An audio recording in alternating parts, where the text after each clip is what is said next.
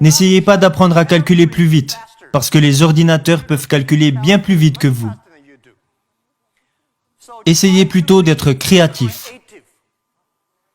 Essayez plutôt d'être innovant. Essayez plutôt d'être constructif. Aujourd'hui, les personnes qui ont du succès, elles pensent à l'avenir.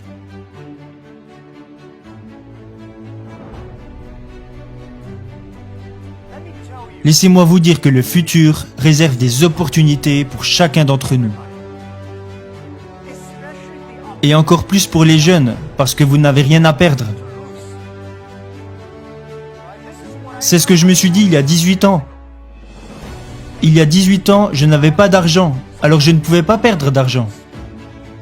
On n'avait pas de technologie, on n'aurait pas pu en perdre non plus. Mais nous avions la vision que dans 20 ans, le e-commerce et Internet allaient devenir quelque chose de grand. Alors si nous commencions à travailler, alors que beaucoup de personnes qui avaient du succès à l'époque n'aimaient pas la technologie, nous nous sommes lancés et nous savions que dans 10 à 20 ans, nous ferions partie des références dans le domaine du e-commerce et que d'ici 10 à 20 ans, nous connaîtrions le succès. Alors ne vous inquiétez pas de ce que vous réserve l'avenir, mais soyez prêts à façonner votre propre avenir. Alors si vous voulez être prêt pour l'avenir, je vous en supplie, ne suivez pas les anciennes façons de penser et d'apprendre. N'essayez pas de mémoriser le plus de choses possible, parce que les ordinateurs peuvent mémoriser plus de choses que vous.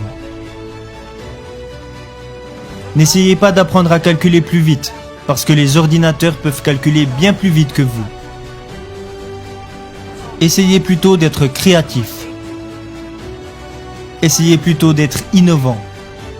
Essayez plutôt d'être constructif. Dans tout ce que vous apprenez, posez-vous toujours les questions.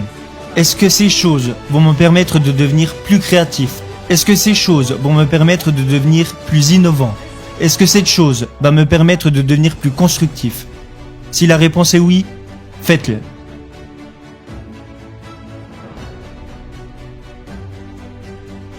Et je pense aussi que lorsque les autres personnes s'inquiètent, c'est là que les opportunités apparaissent. Laissez-les s'inquiéter. Les jeunes sont la solution pour notre avenir. Ils sont la solution pour toutes nos inquiétudes. Les jeunes, si vous restez à leur côté, vous devenez plein d'énergie. Mais le conseil que je donne aux jeunes, qui est également le conseil que j'ai suivi quand j'étais moi-même plus jeune, est que rien n'est facile, rien n'est gratuit. Si vous voulez connaître le succès, alors vous devez en payer le prix.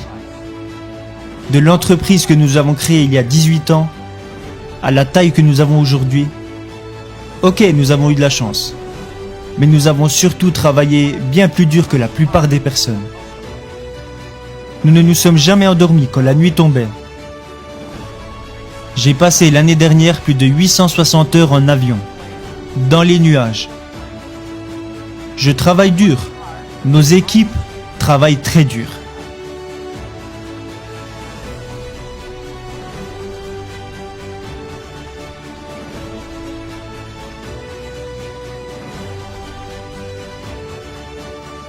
En 18 ans, nous avons accompli ce qu'une entreprise normale accomplirait en 70 ans. Nous avons travaillé jour et nuit. Rien n'est gratuit et rien n'est facile. Vous devez agir et penser différemment. Et vous devez faire les choses différemment. Alors, si John vous dit que c'est comme ça qu'il faut faire, vous faites bêtement ce qu'il dit. Pourquoi ? Non, vous devez penser différemment. Par exemple, au début d'Alibaba, quand des idées atterrissaient sur mon bureau et qu'on me disait « Jack, regarde, ça c'est une super idée », quand tout le monde disait que c'était une bonne idée, je jetais ça directement à la poubelle.